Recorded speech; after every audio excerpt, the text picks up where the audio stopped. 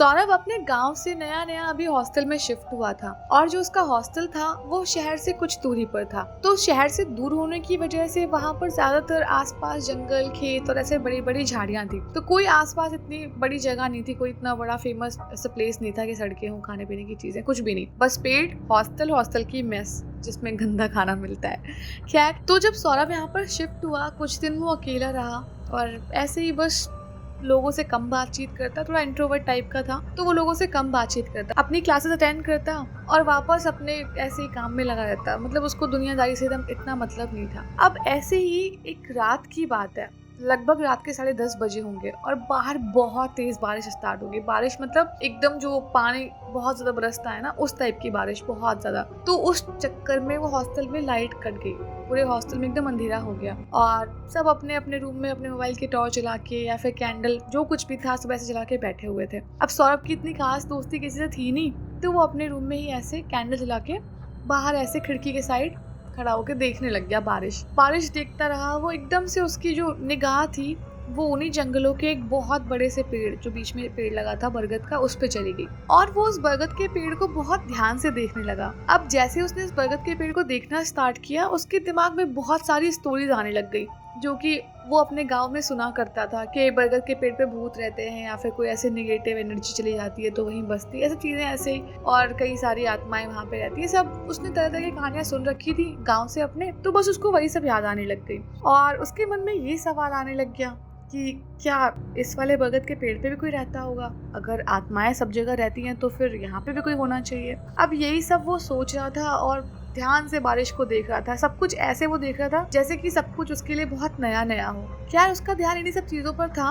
अचानक से उसके गेट पर बहुत तेज किसी ने नॉक किया और वो एकदम झटके से होश में आया और जाके अपना रूम का गेट खोलने लग गया। जैसे उसने गेट खोला, सामने एकदम भीगा सा लड़का खड़ा था, हाथ में ऐसे 2-3 बैग पकड़ रखे थे उसने और वो बुरी तरह से एकदम बारिश में भीगा हुआ था और वो अपना बैग नीचे रखते हुए बोलने लग गया सौरभ को कि अरे मैं ना आपके साथ रूम शेयर करूंगा, आप इसी रूम में रहते हो ना? तो सौरभ ने हाँ में सर हिलाया कि हाँ मैं ही रहता हूँ। तो उसने ऐसे हाथ मिलाने के लिए हाथ आगे बढ़ाया और बोला कि मेरा नाम अमन है और मैं भी यहीं पे रहूंगा आपसे, और मुझे वैसे सुनाई दिया था कि ये रूम जो है वो सिर्फ मेरे लिए है, बट कोई नहीं, अगर शेयरिंग में भी है तो मुझे कोई दिक्कत नहीं है। तो सौरभ ने बोला कि हाँ अब आप मिड सेशन में आए हो इसलिए ये वो बातें होने लगी, तो चलो ठीक है, कोई नहीं, हम शेयर कर लेंगे। अब जो सौरभ था वो थोड़ा इंट्रोवर्ट था, लेकिन अमन थोड़ा सा था जो टॉकेटिव टाइप का बंदा था।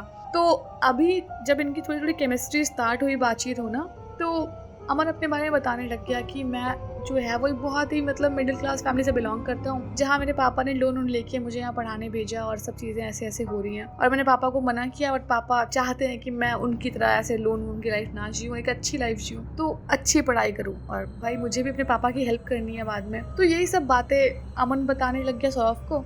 तो सौरभ ने भी अपनी बातें बताना शुरू किया कि हाँ मैं भी एक ऐसी फैमिली से बिलोंग करता हूँ और सब मेरे यहाँ भी ऐसे ही है, पापा खेती करते हैं और घर में ऐसे ही बहन है, मम्मी है, तो सब कुछ मुझे ही देखना है, ये सारी बातें। और इनकी जो मतलब एक होता है ना, हमारी अपनी बैक स्टोरी होती है और जिससे भी थोड़ी बहुत मैच कर जाती है, उससे हम कहीं ना कहीं इमोशनली कनेक्ट फील करने लग जाते हैं। तो इनकी जो ये स्टोरी थी वो मैच कर रही थी, तो ये अच्छे दोस्त बनने लग गए। बाकी हॉस्टल में और लोग भी थे, लेकिन हर कोई एक जैसा नहीं होता ना, तो कुछ बहुत अच्छी फैमिली से बिलोंग करते थे, कुछ चीज़ें अफोर्ड कर पाते थे बट इनके बस की नहीं थी, तो फिर बहुत सारी चीज़ें हो जाती हैं। तो ये एक दूसरे से रिलेट कर पाते थे, तो इनकी बढ़िया दोस्ती थी और इनकी मतलब इतनी बढ़िया बॉन्डिंग हो गई, कॉलेज साथ जाना, साथ में खाना खाना, सब कुछ अच्छे से चल रहा था। लेकिन जो अमन था, जो बाद में यहाँ पे रहने आया था, वो धीरे धीरे किसी सोच में चला गया या पता नहीं उसको क्या होने लग गया, वो डरा सहमा सा रहने लग गया, बहुत डरा सा। और वो ऐसा होता कि जैसे बैठे बैठे कहीं खो जाता हो शायद, या कुछ उसको ऐसा होता हो जो किसी से शेयर नहीं कर पा रहा, लेकिन बस वो बहुत डरा रहता था अपने रूम में। जब भी वो रहता, वो एकदम से चौंक जाता, अगर कोई गेट पे आता, उसकी मतलब ऐसे खिड़की भी तेज हवा में खुल जाए ऐसे बट से करके, तो वो उसको एकदम देख के चौंक जाता। मतलब उसे बिल्कुल ऐसा डर सा बैठ गया कि वो हर चीज से डरने लग गया, थोड़ी सी भी आहट हो जाए वो डर जाए। बड़ा बुरा हाल हुआ था और बार बार ये सौरभ उसको फोर्स करता था, बताए क्या हुआ है, वो इतना डरा क्यों रहता है। लेकिन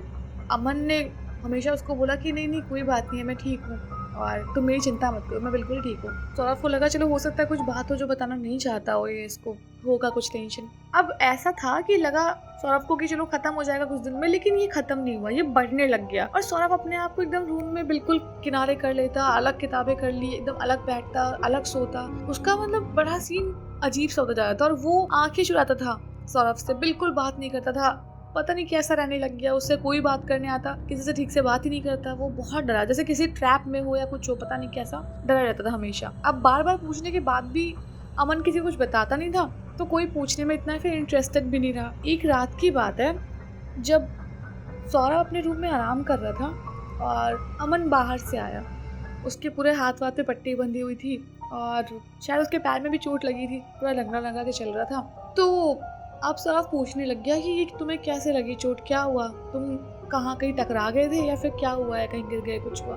तो भी सौरभ कोई रिस्पॉन्स नहीं कर रहा है, एकदम चुप है, कुछ भी नहीं बोल रहा। तो सौरभ को बहुत इरिटेशन होने लग गई और वो बोलने लग गया कि भाई तुम्हारी प्रॉब्लम क्या है, कुछ तो बताओ यार, तुम कुछ बोलते ही नहीं हो कभी, और हर टाइम जब देखो तब बस डरे सहमे रहते हो, और अब तुम्हें चोट भी लग गई है। अगर तो तुम्हें कोई प्रॉब्लम है तो बताओ, हम सोल्यूशन देंगे या कम से कम मैं हेल्प तो कर पाऊंगा कुछ। अभी भी सौरभ का कोई जवाब नहीं मिला और अमन वैसे ही बस अपने बिस्तर पे जाके लंगड़ाते हुए ऐसा कि बैठ गया और कुछ भी नहीं बोल रहा था। सौरभ को बहुत तेज गुस्सा आया और वो एकदम अजीब सी आवाज में ऐसे, मतलब जो गुस्से में नहीं बात करता है कोई बहुत, वैसे बोलने लग गया, अरे बताओगे क्या हुआ है, तुम हर बारी ऐसे ही करते जा रहे हो और कितने दिन से ऐसे कर रहे हो। अब अमन ने अपना हल्का सा सर उठाया और वो अभी भी सौरभ से आंखें नहीं मिला रहा था और वो सौरभ को बोलने लग गया कि तुम्हें पता है क्या हुआ है, मैं अगले हफ्ते ही रूम चेंज कर रहा हूँ और मैं यहाँ पे नहीं रहूँगा अब, और तुम्हें जैसे रहना है तुम रहो, जैसा तुम चाहते हो वैसा करो, लेकिन मैं यहाँ पे नहीं रहूँगा।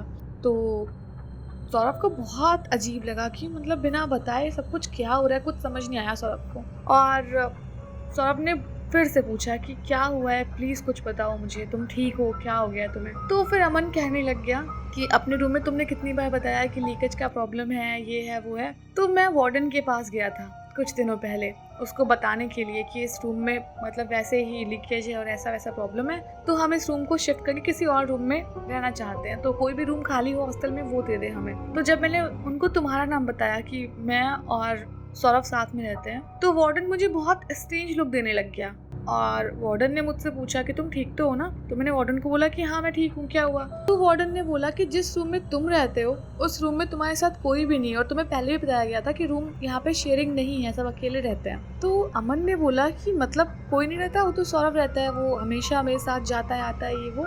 तो वार्डन बोलने लग गया कि ये बहुत सालों पहले की कहानी है और आज से लगभग 25 साल पहले उस रूम में रहने के लिए सौरभ नाम का लड़का आया था और कुछ टाइम वो रहा, पढ़ने में काफ़ी ज़्यादा अच्छा था, सब कुछ बहुत अच्छा था, बहुत डिसेंट लड़का था। लेकिन शायद वो परेशान करते थे लोगों से, कुछ चीज़ें थी जो लोगों का स्टैंडर्ड मैच नहीं कर पाती थी और वो बड़ा दुखी सा रहता था, बड़ा उसका मतलब मन उदास रहता था हमेशा। और एक रात वो बहुत मिस्टीरियस तरीके से अपने रूम में डेड पाया गया और उस दिन के बाद से ही वो रूम खाली था। और अभी तो वैसे भी हॉस्टल रिनोवेट हुआ था तो और पूजा पाठ भी उस टाइम करवा दी गई थी, तो हमें लगा कि चलो कुछ नहीं होगा, तो रूम तुम्हें अलॉट हो गया और अब तुम बता रहे हो तो इसका मतलब है कि उस रूम में कुछ ना कुछ है। और फिर इसी सब बातों के बाद में वार्डन ने मुझे नया रूम अलॉट कर दिया है। और ये जैसे स्टोरी सुनाई ना अमन ने, सौरभ अपने असली रूप में आ गया।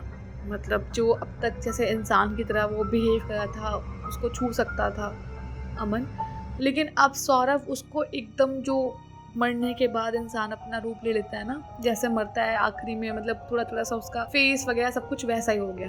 और अब सौरभ कहने लग गया कि मैं कब से वेट कर रहा था कि मेरे साथ कोई रहने आए या फिर मेरा कोई दोस्त बन जाए, लेकिन मुझे इस कॉलेज में कभी किसी ने अपनाया नहीं और मैं एक गरीब परिवार से था, तो कोई भी मुझे इतना मुंह नहीं लगाता था और लोग मुझसे मतलब बदतमीजी किया करते थे और बड़ी बारी मुझे लोगों ने परेशान भी किया। और मुझे पता नहीं, एक बार मैंने खाना खाया और उसके बाद मैं जब से जगा हूँ तो मुझे मालूम ही नहीं है कि मैं मर चुका हूँ। लेकिन हाँ, अब मैं तुम लोगों को देखता हूँ तो मैं समझता हूँ कि मैं सिर्फ तुम्हें दिखाई देता हूँ, बाकी किसी को दिखाई नहीं देता, तो इसका मतलब है कि अब मैं जिंदा नहीं हूँ। और बहुत बारी मैं सब कुछ सोचता हूँ, सामने वाले पेड़ को देखता हूँ, ये सब बातें जो थी मतलब वो बताने लग गया। तो ये सब सौरभ की बातें सुनने के बाद अमन को ये समझ आया कि जो सौरभ था उसको ये रियलाइज हुआ ही नहीं था कि वो मरा है या वो जिंदा है। मतलब वो इन दोनों फेज के बीच में फंस गया था, उसकी आत्मा ट्रैप हो गई थी। मतलब समटाइम्स उसको लगता कि वो जिंदा है, कभी उसको लगता कि वो मर चुका है। तो मतलब वो उसकी आत्मा अटक चुकी थी वहीं पे, और इसी बात की वजह से वो एकदम इंसानों की तरह लाइफ जीता था और वो वैसे ही बातचीत करता था। और वो जो अपने घर वालों की बात बताता था वो भी 25 साल पुरानी बात थी, मतलब अभी रिसेंट का कुछ भी नहीं था। और जो भी हुआ, लेकिन सौरभ के साथ कुछ भी जो भी हुआ था मिस्टीरियस तरीके से, जो भी उसकी डेथ हुई थी वो एक राज ही रह गई, उसको भी पता नहीं था जो सौरभ की आत्मा थी। लेकिन हाँ, फिर बाद में जो सौरभ का दोस्त अमन था, भले वो आत्मा था जो भी था, लेकिन उसने कभी उसको नुकसान नहीं पहुंचाया। और सौरभ ने अमन को ये बोला भी कि मैं तुम्हें कभी नुकसान नहीं पहुंचाऊंगा, चाहो तो यहीं पे रह जाओ। लेकिन अमन ने हॉस्टल वार्डन को सब कुछ बताया और कोशिश की गई सौरभ के घर वालों को भी बुलाने की कि वो आए और थोड़ा बहुत पूजा पाठ करके सौरभ की आत्मा को विश्वास दिलाएं कि सौरभ की आत्मा अब इस दुनिया को बिलोंग नहीं करती, वो यहाँ से जा सकती है और उसे मुक्त होना चाहिए। और वैसा ही हुआ, पूजा पाठ हुई और सब कुछ शांति वांति के लिए करवाया गया और आखिरकार सौरभ को मुक्ति मिल गई। और अमन ने कुछ टाइम बाद ही वो रूम शिफ्ट कर लिया, क्योंकि कैसा कुछ भी हो दोस्त तो सौरभ उसका बन ही गया था और कुछ अच्छी यादें उस रूम से जुड़ी हुई थी। तो इसीलिए अब बस अमन उस रूम को शिफ्ट करके चला गया और उसने वापस कभी भी उस रूम की तरफ मुड़ के नहीं देखा। और इस कहानी से भी हमें यही शिक्षा मिलती है कि यार हमें हर इंसान को इक्वली ट्रीट करना चाहिए। मतलब कोई कैसी जगह से बिलोंग करता है, हमें इससे फ़र्क नहीं पड़ना चाहिए, हमें फ़र्क पड़ना चाहिए वो इंसान कैसा है। मतलब अगर उसका नेचर अच्छा है, वो बढ़िया चीज़ें कर रहा है यार, वो लाइफ में अच्छा करना चाहता है, तो उसको अप्रिशिएट करना चाहिए, ना कि ज़बरदस्ती उसका बैकग्राउंड और उसकी चीज़ें लाके बीच में उसको नीचा दिखाना चाहिए। और नीचा भी वही दिखाता है यार जो खुद नीचा होता है, वरना जिसको अपने काम से काम होता है उसको इतना टाइम नहीं होता कि वो अगले बंदे को नीचा दिखा सके। खैर, अगर स्टोरी अच्छी लगी तो वीडियो को लाइक करना और कमेंट करके बताना स्टोरी कैसी थी। और यार सब्सक्राइब तो तुम कर दोगे मुझे मालूम है, तो तुम कर देना बस।